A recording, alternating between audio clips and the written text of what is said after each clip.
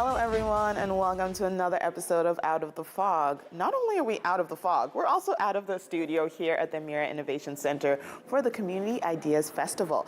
I am so excited to be at this festival. It is being put off by the Community Sector Council and a wide variety of other partners. Over this episode, we're going to talk to community organizations, members of the House of Assembly, and talking about why community is important and why this festival is much needed in our province. So sit back, relax, and let's get into it.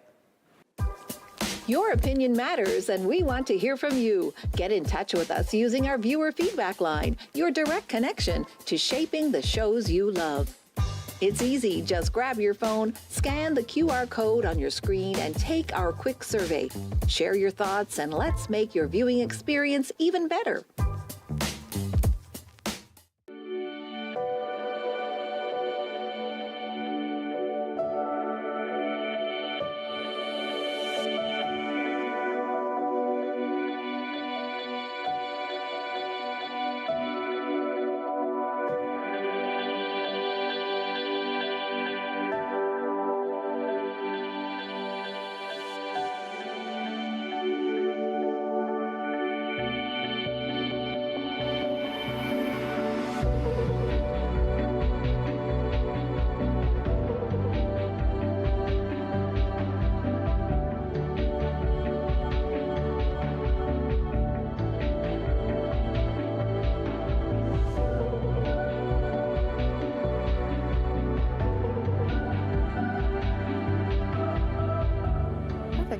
I'm now joined by Manny, who is the manager of Techno Tutors. Manny, I'm so excited to have you here.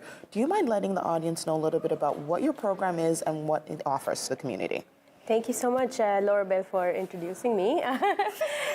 So hi, I'm Manny. I'm program manager for the Techno Tutors program, and we are a free digital literacy program by Community Sector Council.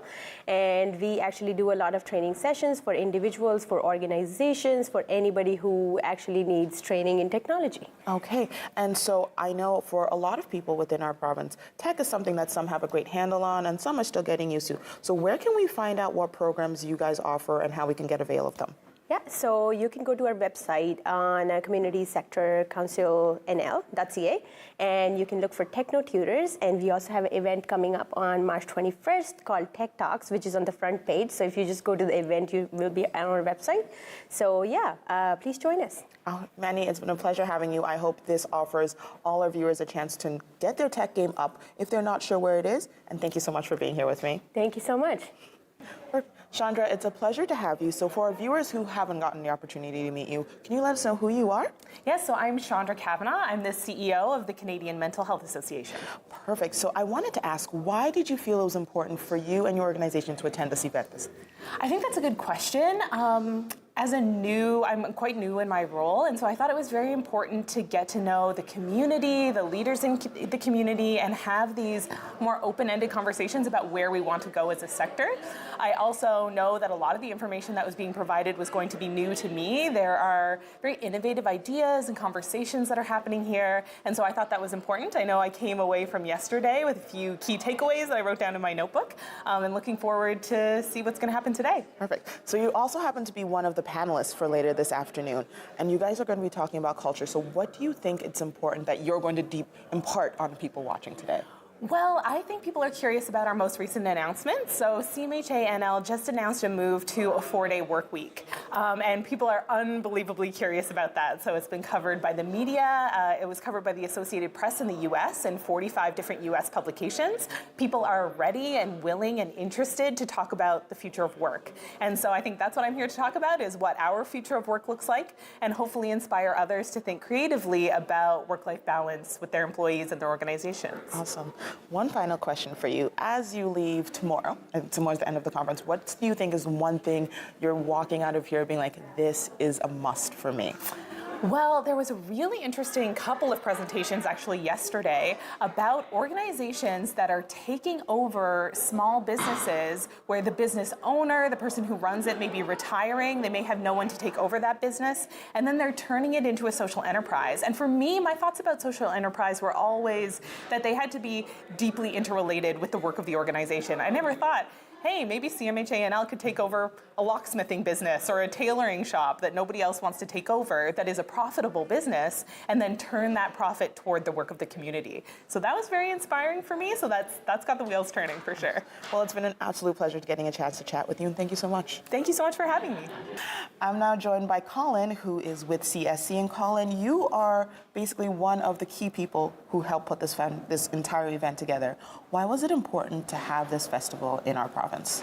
So when the partners came together, so the Centre for Social Enterprise, Community Foundation Newfoundland Labrador, Federation of Cooperatives, and Community Sector Council Newfoundland Labrador, as capacity builders in our province and understanding the sector in which we serve, in which we support, in which we amplify the voices, we knew it was very important that based on everything that we've heard over the past year, the research that we've done, the thousands of conversations, that currently the status quo is no longer possible.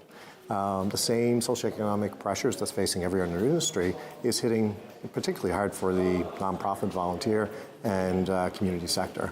And so for us, it's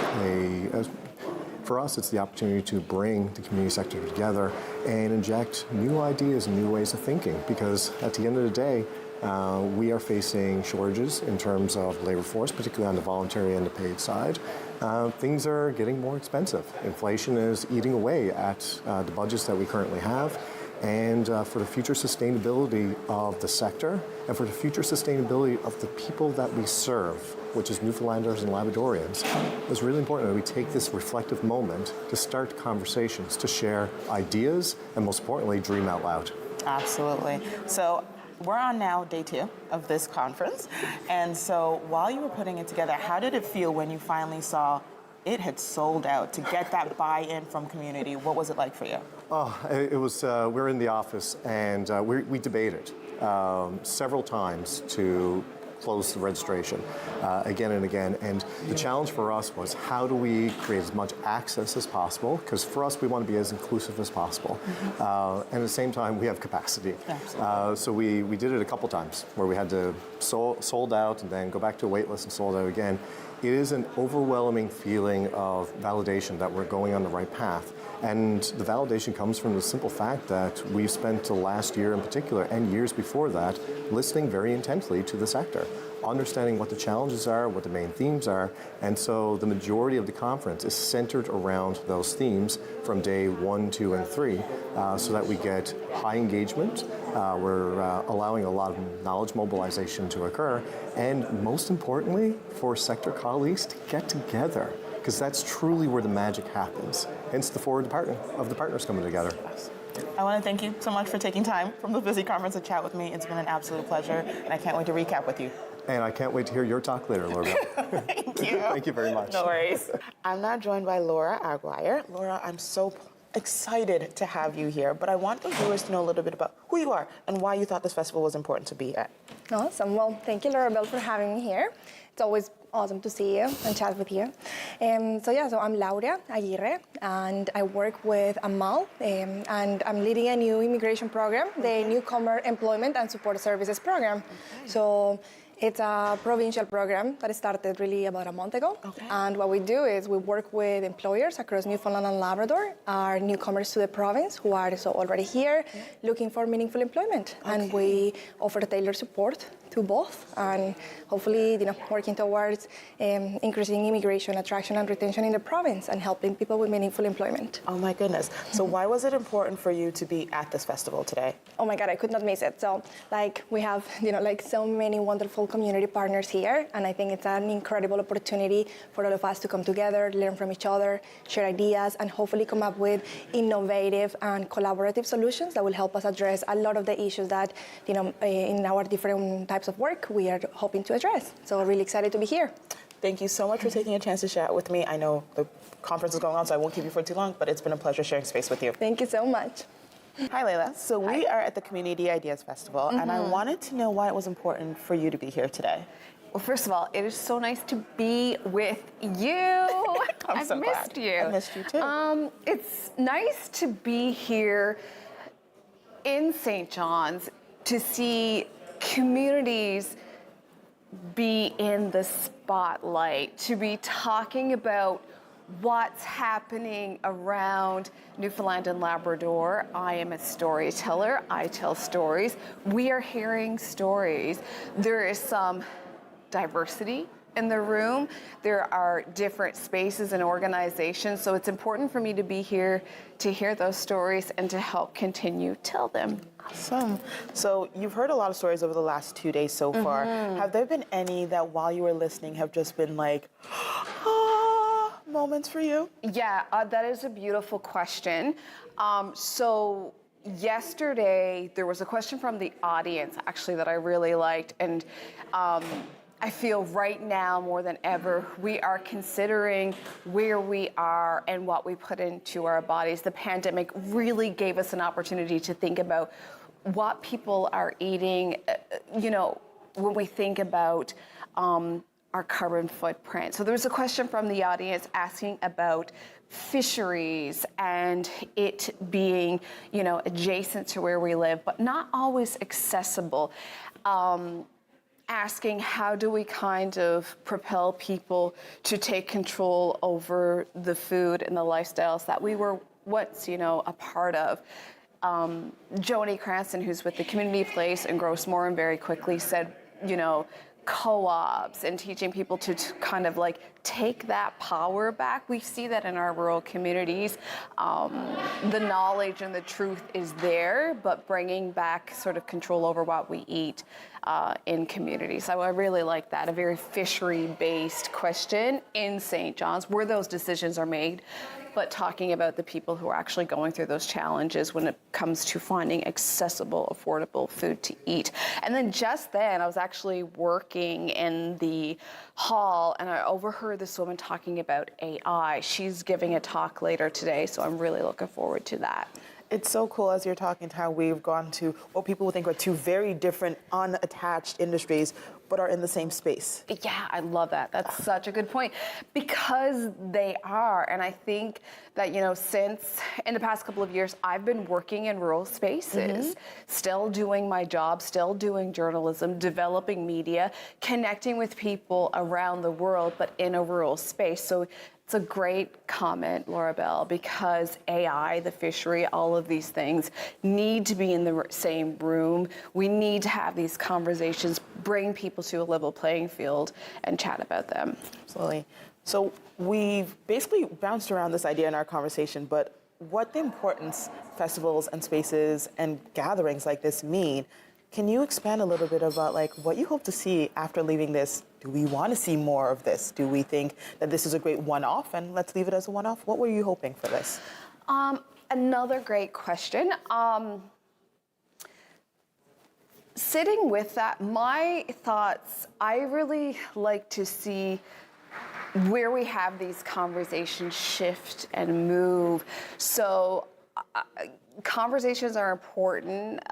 Bringing people together is very important. But I think we need to kind of think about where we're having those conversations. So when you think about place, when you think about communities, why not host this in a rural space? Why not bring this conversation to one of the forgotten corners of Newfoundland and Labrador? Why not bring it to Labrador? I had the beautiful opportunity to spend some time reporting in Northern Labrador and going to communities. Well, not Northern Labrador, I was in Lab City, but I have a network there and there's so many spaces that, could do with a conference like this or conversations like this. So yes, more of them, but maybe moving them throughout the province to other places. Yeah.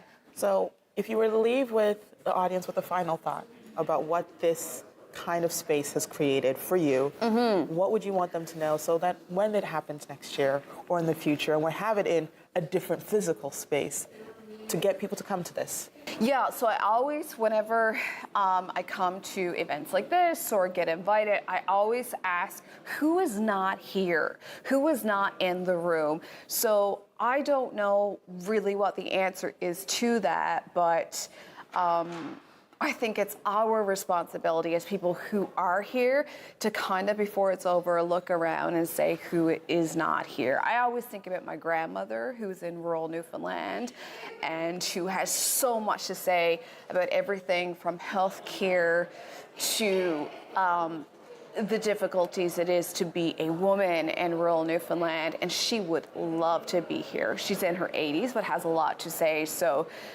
why aren't there more Nans here? Do you know what I mean? They know what's going on. They are at the heart of our community. So I think it's our job at the end of this to look around and say, who is not here? What do we do to get them here?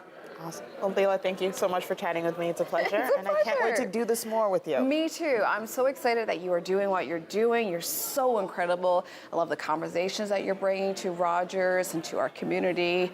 Well done. Thank you. You're welcome. Minister Pike, it's a pleasure to have you here chatting with me. So this festival/conference is now on day 2, but it's such an honor to have you here as the Minister to Community. And I want to know, why do you think festivals like this and conferences like this are important? Oh, look, it brings together people from all over this great province of Newfoundland and Labrador, and it puts them in a room where they can learn from each other, and as well, they all are like-minded. They're very prominent in their communities for doing, so much volunteer work. And, right across, the age groups, right across different interests.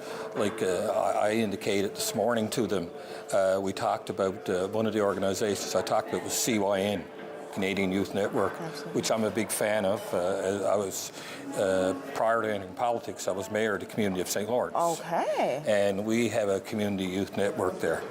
And the great work that they're doing, and I was telling the group this morning, I was looking through social media, and I saw the kids in St. Lawrence, the youth, with an intergenerational activity involving the seniors, and they were playing cornhole.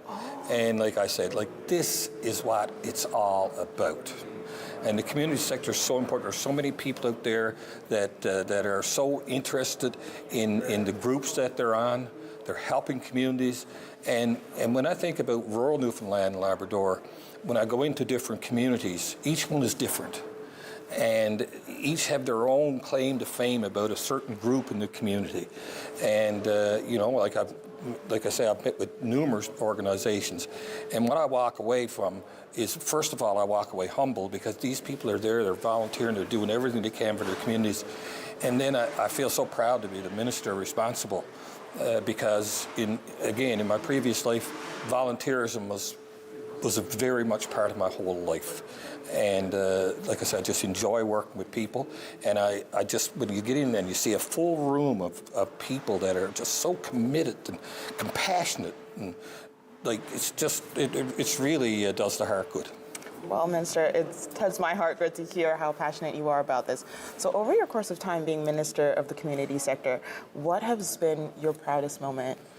Oh, there have been a lot of proud moments. I've attended a lot of functions where community groups and organizations have stepped up to the plate to help people. As a government, we fund a lot of groups out there, and some of the programs and so on that they're coming up with is just phenomenal. Groups like Stella Circle, groups like Choices for Youth, and all the other groups that are out in the province, like CYN, like anything, like even 50-plus clubs. I had the privilege of speaking to 50-plus clubs at their annual conference, and it was a full house. And if you talk about communities and inclusion and age-friendly communities, then that's like our seniors are very much part of that. A lot of communities now boast that they're age-friendly, and that means that they have created spaces in the communities for people just to be, to meet, seniors to meet. We've done trails, whether it's a gazebo that people go to sit and talk. It's just phenomenal what things are out there, and the youth organizations that we fund as well. I mean, we see the benefits from them in this province every day. Well, Minister, thank you so much for taking time out of your schedule, not just to attend this, but to chat with me. It's an absolute pleasure. Yeah, well, it's a pleasure to meet you. Your opinion matters, and we want to hear from you. Get in touch with us using our viewer feedback line, your direct connection to shaping the shows you love. It's easy. Just grab your phone, scan the QR code on your screen, and take our quick survey. Share your thoughts, and let's make your viewing experience even better. Whenever you're ready. I want to thank all the people who stopped by to chat with me so much for taking time to share their experiences, their expectations, and why they were here today. Thank you to all the organizers for putting off such a fantastic event, and to all of you for tuning in. It's been a pleasure to share time and space with you, and for investing in community with every way you can. If you're looking to find out more about this festival and others like it, make sure to check out communitysectorcouncilnl.ca for further events, and I can't wait to see you all again next time.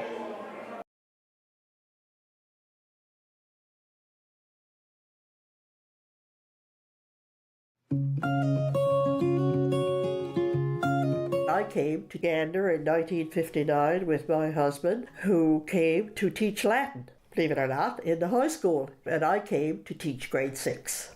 I spent half my life on the farm, which is a place called Wall Cove, which is halfway between Morton's Harbour and Tizard's Harbour. It didn't give us any amount of money, and I mean cash. We had a good living. Like, we had cows and pigs and a couple of horses. One horse was used for work, the other two were ponies that belonged to my brother and I. There was little money to be had. It sort of came through osmosis. I saw it, all the time. My mother working in the garden, my father, he learnt, and my mother learnt from my grandfather how they planted the potatoes. So they would keep the seed, and when they would dig them in the fall, the potatoes, they'd be sorted. And the nicest little potatoes that would be about that size, with nice shapes and a number of eyes, need one of the potatoes. So about this size, they would keep them, or a little smaller, but not too small, not like half of that. Make sure it's solid, not soft, because they would, or wrinkled, like this fellow's skin, because he's old, he's over, this one is past his time. And you look at them. And of course, as time went on, and a number of times you did this, you knew, you could look at them. And my grandfather would look down without a glass, and without any glasses, he could see how many eyes. So these indentations that you see here are eyes. And you need, the rule is you need at least two. At least two. Because one may not, but I sometimes look for 3 or 4. And they will sprout new.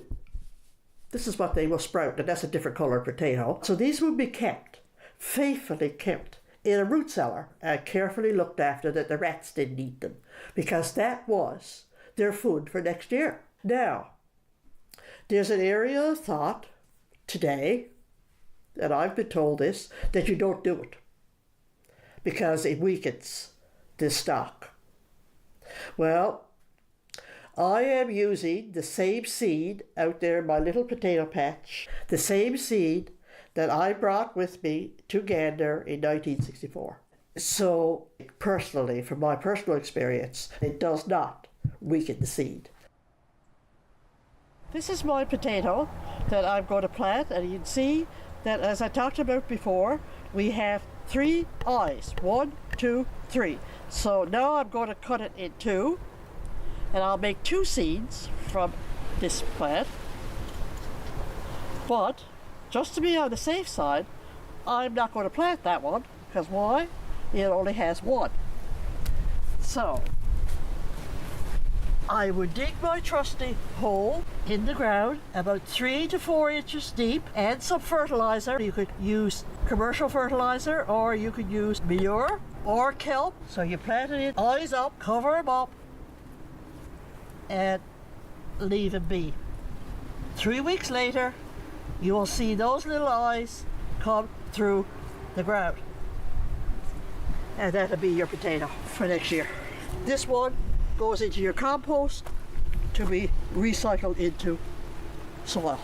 And they can almost grow anywhere. I have a compost in which my scraps, potato scraps, will go in, the peelings will go into it. And I've actually seen potatoes growing in my compost. They're actually growing with stalks that high, just from a potato peeling. So they're pretty resilient. When I started to do seriously, it was 1979.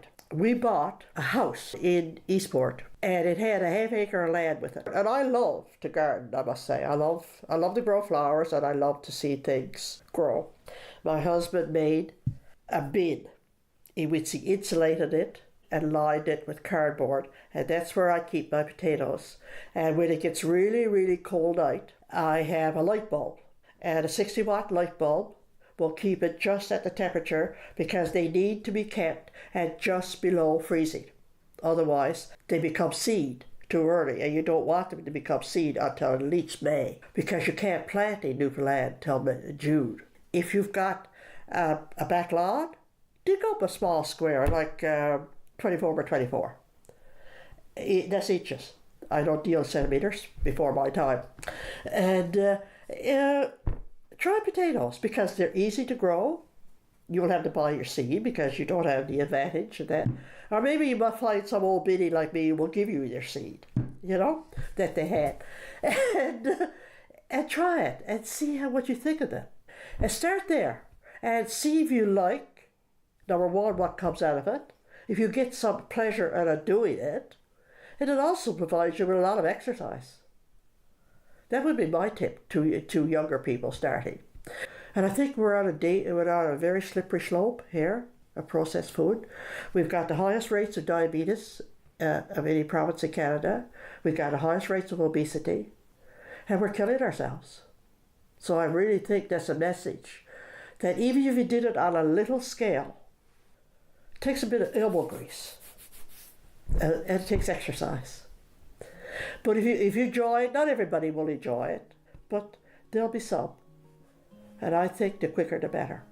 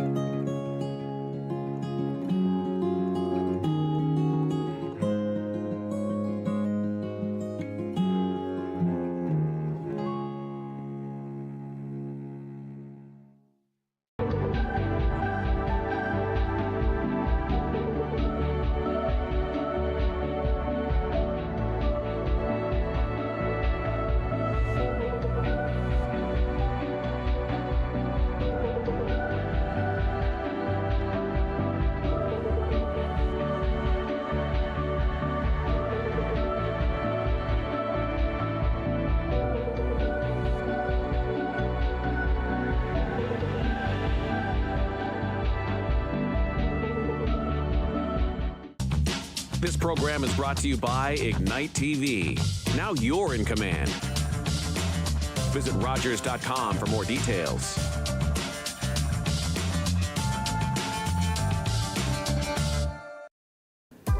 We want to hear from you. Provide feedback on this show or find out how you can get involved. Call, email us, or scan the QR code to take our quick survey. Engine 51, Ammo 61, structure fire.